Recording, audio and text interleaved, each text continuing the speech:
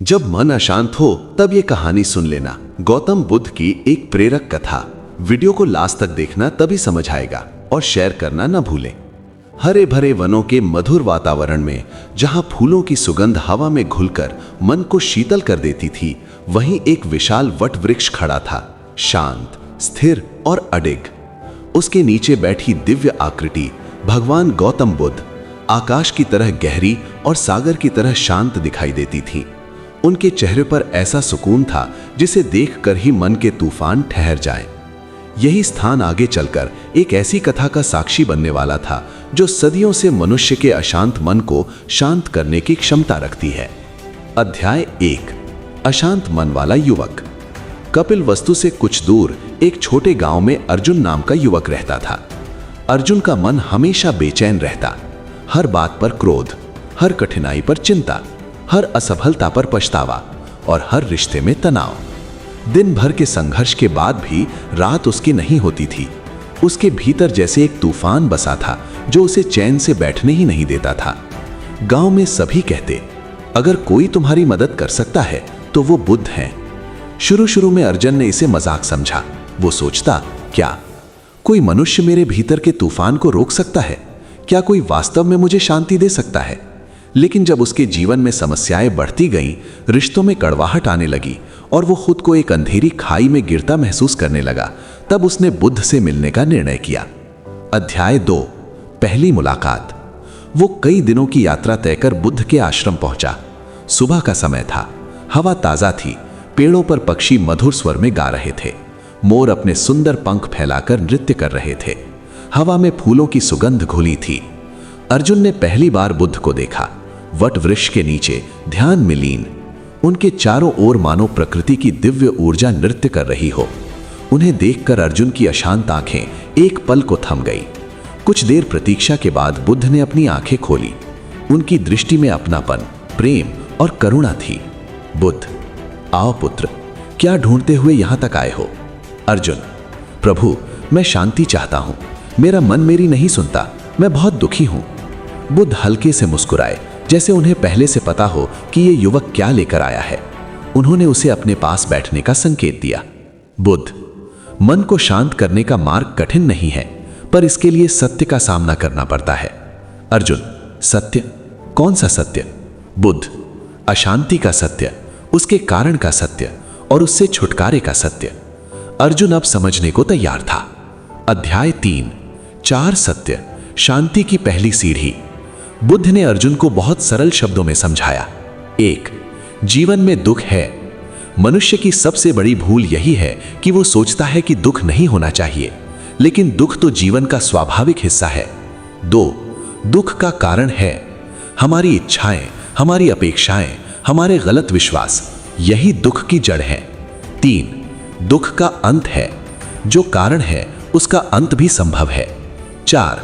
दुख के अंत का मार्ग है अष्टांगिक मार्ग। सही समझ, सही विचार, सही कर्म, सही वाणी, सही स्मृति, सही ध्यान। अर्जुन मंत्र मुग्ध होकर सुनता रहा। अर्जुन, प्रभु, क्या ये मार्ग कठिन है?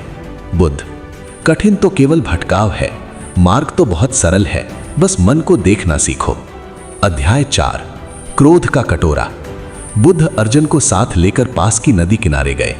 वहां बुद्ध ने उसे पानी से भरा कटोरा पकड़ा दिया। बुद्ध, इस पानी में थोड़ा नमक डालो। अर्जुन ने ऐसा ही किया। बुद्ध ने पूछा, अब इसे पियो। अर्जुन ने घोंट लिया। पानी कड़वा था। अर्जुन, बहुत कड़वा है प्रभु। बुद्ध, अब मेरे साथ चलो।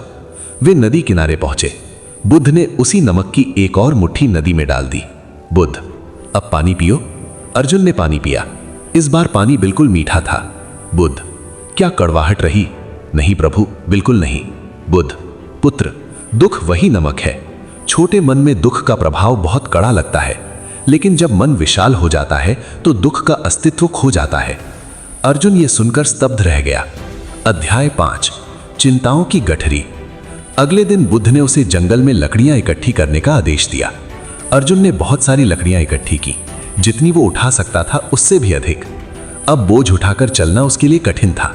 बुद्ध, क्या ये भारी है? अर्जुन, बहुत भारी। बुद्ध, तो इसे छोड़ क्यों नहीं देते? अर्जुन ने लकड़ियों को नीचे रख दिया। अचानक उसे राहत महसूस हुई। बुद्ध, मन का बोझ भी इसी तरह है। हम अपने विचारों को उठा उठाकर थक जाते हैं, लेकिन छोड़ना नहीं जानते। अर्जुन के चेहरे पर हल्की मुस्कान आई, जैसे उसे पहली खिड़की से प्रकाश दिखाई दिया हो। अध्याय 6, अहंकार का दर्पण। एक दिन एक अहंकारी राजकुमार बुद्ध के पास आया।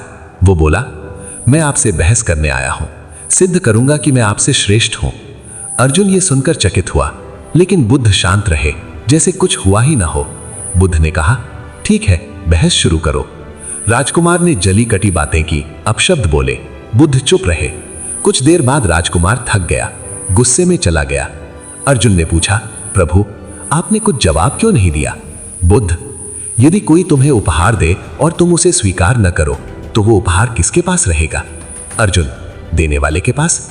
बुद्ध, बस मैंने उसके क्रोध का उपहार स्वीकार नहीं किया। इस बात ने अर्जुन का हृदय हिला दिया। अध्याय 7, मन की डोरी। कुछ दिनों बाद अर्जुन ने पूछा, प्रभु, मेरा मन भटकता है, कभी भविष्य की चिंता में, कभी अतीत के दर्द में। मैं वर्तमान में कैसे रहूं? बुद्ध ने उसे एक छोटा पक्षी पकड़ने के लिए कहा। अर्जुन ने जैसे तैसे एक चिड़िया पकड़ ली। बुद्ध ने कहा, अब इसे पकड़ कर रखो। कुछ समय बाद अर्जुन का हाथ दुखने लगा। अर्जुन, प्रभु, छोड़ दूं क्या? बुद्ध, जब पकड़ने से दर्द होता है तो छोड़ने में डर कैसा? अर्जुन फिर से समझ गया, अतीत और भविष्य वही चिड़िया है, हम उन्हें पकड़े रहते हैं, इसलिए मन दुखी होता है। अध्याय 8, बुद्ध की अंतिम शिक्षा।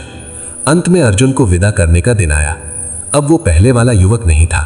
उसकी आंखों में भय नहीं, शांति थी। मन में उलझन नहीं, सरलता थी। हृदय में क्रोध नहीं, करुणा थी। अर्जुन ने कहा, प्रभु, मैं आपको कैसे धन्यवाद करूं? बुद्ध ने मुस्कुराकर कहा, धन्यवाद देने की आवश्यकता नहीं। यदि तुमने शांति पाई है तो वही सबसे बड़ा धन्यवाद है। स्मरण रखना, अशांति बाहर नहीं, भीतर से आती है, और शांति भी बाहर नहीं, भीतर ही मिलती है। अर्जुन प्रणाम करके वापस लौट गया। अब वो बदल चुका था। वो जीवन की कठिनाइयों से भागता नहीं था, उनका सामना करता था। वो हर पल में जीना सीख चुका था। अब उसका मन एक शांत झील जैसा हो चुका था।